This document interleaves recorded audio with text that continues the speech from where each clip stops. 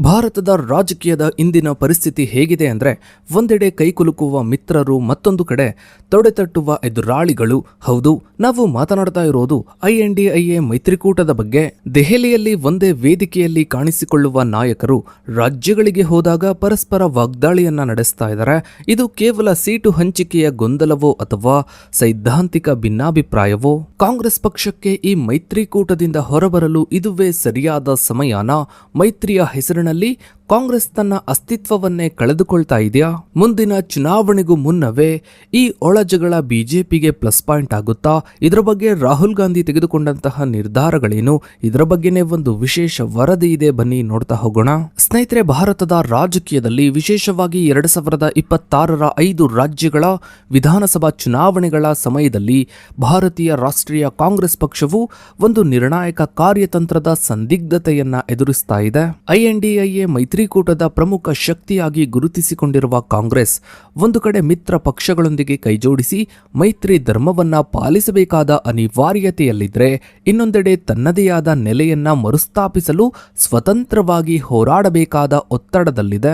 ಮೈತ್ರಿಕೂಟದ ಒಳಗೆ ಮಿತ್ರರಂತೆ ವರ್ತಿಸುವ ಪಕ್ಷಗಳೇ ಕೆಲವು ರಾಜ್ಯಗಳಲ್ಲಿ ಪ್ರಬಲ ಎದುರಾಳಿಗಳಾಗಿರುವುದು ಕಾಂಗ್ರೆಸ್ ಪಾಲಿಗೆ ಮಿತ್ರರೂ ಹೌದು, ಎದುರಾಳಿಗಳು ಹೌದು ಎಂಬ ವಿಚಿತ್ರ ಸನ್ನಿವೇಶವನ್ನ ನಿರ್ಮಿಸಿದೆ. ಸ್ನೇಹಿತರೆ, INDIA ಮೈತ್ರಿಕೂಟವು 2024ರ ಲೋಕಸಭಾ ಚುನಾವಣೆಗಿಂತ ಮುನ್ನ ಬಿಜೆಪಿ ನೇತೃತ್ವದ ರಾಷ್ಟ್ರೀಯ ಪ್ರಜಾಪ್ರಭುತ್ವ ಒಕ್ಕೂಟವನ್ನು ಅಂದರೆ NDA ಒಕ್ಕೂಟವನ್ನ ಎದುರಿಸಲು ಅಸ್ತಿತ್ವಕ್ಕೆ ಬಂತು. 28ಕ್ಕೂ ಹೆಚ್ಚು ವಿರೋಧ ಪಕ್ಷಗಳ ಈ ಒಕ್ಕೂಟವು ಸಂವಿಧಾನದ ರಕ್ಷಣೆ ಮತ್ತು ಪ್ರಜಾಪ್ರಭುತ್ವದ ಮೌಲ್ಯಗಳ ಪುನರುತ್ಥಾನದ ಹೆಸರಿನಲ್ಲಿ ಒಗ್ಗೂಡಿದ್ವು. ಆದರೆ ಕಾಲಕ್ರಮೇಣ ಸೀಟು ಹಂಚಿಕೆ, ನಾಯಕತ್ವದ ವಿವಾದ ಮತ್ತು ಪ್ರಾದೇಶಿಕ ಹಿತಾಸಕ್ತಿಗಳ ಸಂಘರ್ಷದಿಂದಾಗಿ ಮೈತ್ರಿಕೂಟದಲ್ಲಿ ಬಿರುಕುಗಳು ಮೂಡತೊಡಗಿದ್ವು.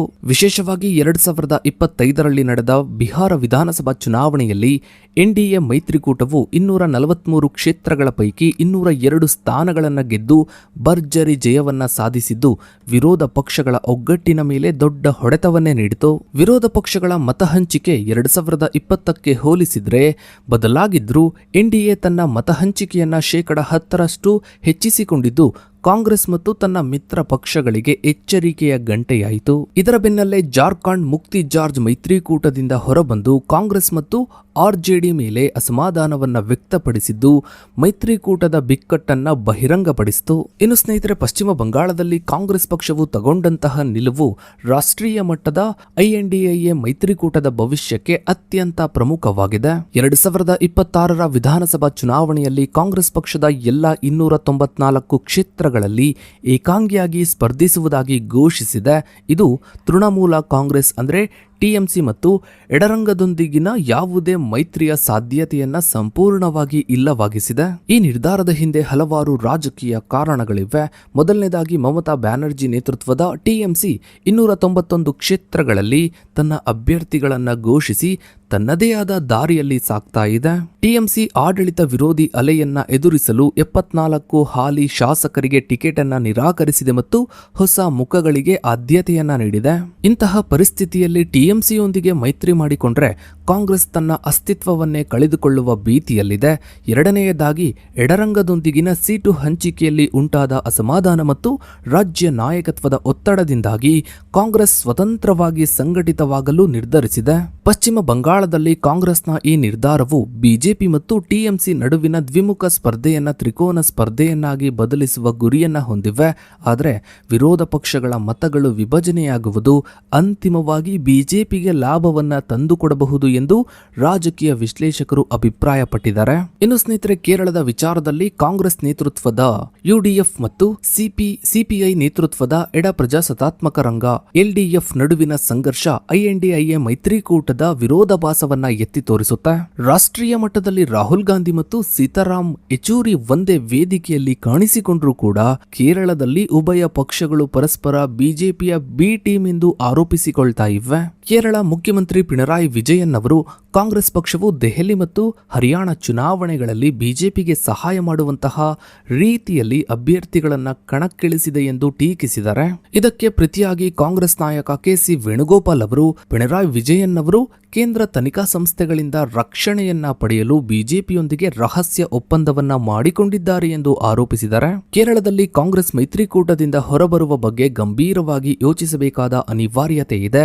ಏಕೆಂದರೆ ಎಡಪಕ್ಷಗಳೊಂದಿಗಿನ ಅತಿಯಾದ ನಿಕಟತೆ ರಾಜ್ಯದ ಮತದಾರರಲ್ಲಿ ಗೊಂದಲವನ್ನ ಮೂಡಿಸಬಹುದು ಮತ್ತು ಇದು ಬಿಜೆಪಿಗೆ ತನ್ನ ನೆಲೆಯನ್ನ ವಿಸ್ತರಿಸಲು ಅವಕಾಶವನ್ನ ನೀಡಬಹುದು. ವಿಶೇಷವಾಗಿ ಕ್ರಿಶ್ಚಿಯನ್ ಸಮುದಾಯದ ಮತದಾರರ ಒಲವು ಬದಲಾಗ್ತಾ ಇರುವುದು ಮತ್ತು ಬಿಜೆಪಿಯ ಆಕ್ಟಿವ್ ಪ್ರಚಾರವು ಕಾಂಗ್ರೆಸ್ ತನ್ನ ಸ್ವತಂತ್ರ ಅಸ್ತಿತ್ವವನ್ನ ಗಟ್ಟಿಗೊಳಿಸಿಕೊಳ್ಳುವುದನ್ನ ಅನಿವಾರ್ಯವಾಗಿಸಿದೆ. ಇನ್ನು ಸ್ನೇಹಿತರೆ, ಪಂಜಾಬ್ನ ವಿಚಾರಕ್ಕೆ ಬಂದ್ರೆ ಕಾಂಗ್ರೆಸ್ ಮತ್ತು ಆಮ್ ಆದ್ಮಿ ಪಕ್ಷದ ನಡುವಿನ ಸಂಬಂಧವು ಹದಗೆಟ್ಟಿದೆ. 2025ರಲ್ಲಿ ದೆಹಲಿ ವಿಧಾನಸಭಾ ಚುನಾವಣೆಯಲ್ಲಿ ಆಮ್ ಆದ್ಮಿ ಪಕ್ಷದ ಸೋಲು ಪಂಜಾಬ್ ಕಾಂಗ್ರೆಸ್ ನಾಯಕರಲ್ಲಿ ಹೊಸ ಉತ್ಸಾಹವನ್ನ ತಂದಿದೆ. ಪಂಜಾಬ್ನ ಪ್ರತಿಪಕ್ಷದ ನಾಯಕ ಪ್ರತಾಪ್ ಸಿಂಗ್ ಬಜ್ವಾ ಅವರು ಸುಮಾರು 30 ಆಮ್ ಆದ್ಮಿ ಪಕ್ಷದ ಶಾಸಕರು ಕಾಂಗ್ರೆಸ್ನ ಸಂಪರ್ಕದಲ್ಲಿದ್ದಾರೆ ಎಂದು ಹೇಳಿರುವುದು ರಾಜ್ಯ ರಾಜಕೀಯದಲ್ಲಿ ಸಂಚಲನವನ್ನೇ ಮೂಡಿಸಿದೆ. ಇನ್ನು ಸ್ನೇಹಿತರೆ, ತಮಿಳುನಾಡಿನ ವಿಚಾರಕ್ಕೆ ಬಂದರೆ ಕಾಂಗ್ರೆಸ್ ಪಕ್ಷವು ಡಿಎಂಕೆ ನೇತೃತ್ವದ ಮೈತ್ರಿಯ ಭಾಗವಾಗಿದ್ದರೂ ಸೀಟು ಹಂಚಿಕೆಯ ವಿಷಯದಲ್ಲಿ ಗಂಭೀರ ಭಿನ್ನಾಭಿಪ್ರಾಯಗಳು ತಲೆದೂರಿವೆ. 2026ರ ಚುನಾವಣೆಗೆ ಕಾಂಗ್ರೆಸ್ 30 ವಿಧಾನಸಭಾ ಸ್ಥಾನಗಳು ಮತ್ತು 1 ರಾಜ್ಯಸಭಾ ಸ್ಥಾನವನ್ನ ಬೇಡಿಕೆ ಇಟ್ಟಿದೆ. ಆದರೆ ಡಿಎಂಕೆ ಕೇವಲ 27 ಸ್ಥಾನಗಳನ್ನು ನೀಡಲು ಮುಂದಾಗಿದೆ. ಡಿಎಂಕೆ ನಾಯಕ ಎಂಕೆ ಸ್ಟಾಲಿನ್ ಅವರು ತಮ್ಮ ಪಕ್ಷದ ಶಕ್ತಿಯನ್ನ ಬಲಪಡಿಸಲು ಮತ್ತು ಸರ್ಕಾರಿ ಯೋಜನೆಗಳ ಲಾಭವನ್ನ ಪಡೆಯಲು ಹೆಚ್ಚಿನ ಸ್ಥಾನಗಳಲ್ಲಿ ಸ್ಪರ್ಧಿಸಲು ಆಸಕ್ತಿಯನ್ನ ಹೊಂದಿದೆ. ಇನ್ನು ಪುದುಚೇರಿಯಲ್ಲಿ ಕಾಂಗ್ರೆಸ್ ಮತ್ತು ಡಿಎಂಕೆ ತಲಾ 15 ಸ್ಥಾನಗಳನ್ನು ಹಂಚಿಕೊಳ್ಳಲು ಪ್ರಾಥಮಿಕವಾಗಿ ಒಪ್ಪಿಕೊಂಡಿವೆ. ಆದರೆ ಅಲ್ಲಿ ಯಾರು ಮೈತ್ರಿಕೂಟದ ನಾಯಕತ್ವವನ್ನ ವಹಿಸಿಕೊಳ್ಳಬೇಕು ಎಂಬ ವಿಷಯದ ಬಗ್ಗೆ ಇನ್ನೂ ಅಂತಿಮ ನಿರ್ಧಾರವಾಗಿಲ್ಲ. ಪುದುಚೇರಿಯಲ್ಲಿ ಕಾಂಗ್ರೆಸ್ ತನ್ನ ಹಳೆಯ ವೈಭವವನ್ನ ಮರಳಿ ಪಡೆಯಲು ಬಯಸ್ತಾ ಇದ್ರೆ ಡಿಎಂಕೆ ತನ್ನ ಪ್ರಭಾವವನ್ನ ವಿಸ್ತರಿಸಲು ಪ್ರಯತ್ನಿಸ್ತಾ ಇದೆ. ಇನ್ನು ನಟ ವಿಜಯ್ ಅವರ ಟಿವಿಕೆ ಪಕ್ಷದ ಪ್ರವೇಶವು ಈ ಮೈತ್ರಿಕೂಟದ ಲೆಕ್ಕಾಚಾರಗಳನ್ನ ಮತ್ತಷ್ಟು ಸಂಕೀರ್ಣಗೊಳಿಸಿದೆ. ಇನ್ನು ಅಸ್ಸಾಂನ ವಿಚಾರದಲ್ಲೂ ಕೂಡ ಇದೇ ಆಗಿದೆ. ಇನ್ನು ಕಾಂಗ್ರೆಸ್ ಪಕ್ಷವು ಮೈತ್ರಿಕೂಟದಿಂದ ಹೊರಬರುವ ಬಗ್ಗೆ ಯೋಚಿಸಲು ಪ್ರಮುಖ ಕಾರಣಗಳಿವೆ.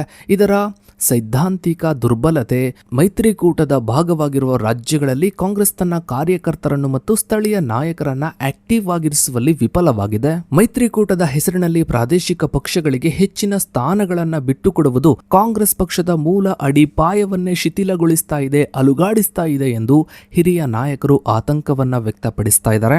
ಇದಷ್ಟೇ ಅಲ್ಲದೆ ಮೈತ್ರಿಕೂಟದಲ್ಲಿ ನಾಯಕತ್ವದ ಬಗ್ಗೆ ಯಾವುದೇ ಸ್ಪಷ್ಟತೆ ಇಲ್ಲ. ಮಮತಾ ಬ್ಯಾನರ್ಜಿ ಅಥವಾ ಎಂಕೆ ಸ್ಟಾಲಿನ್ ಅವರಂತಹ ಪ್ರಾದೇಶಿಕ ನಾಯಕರು ಮೈತ್ರಿಕೂಟದ ಸಂಚಾಲಕ ಹುದ್ದೆಯನ್ನ ವಹಿಸಿಕೊಳ್ಬೇಕು ಎಂಬ ಸಲಹೆಗಳು ಕಾಂಗ್ರೆಸ್ಗೆ ಮುಜುಗರವನ್ನ ಉಂಟು ಮಾಡಿದೆ.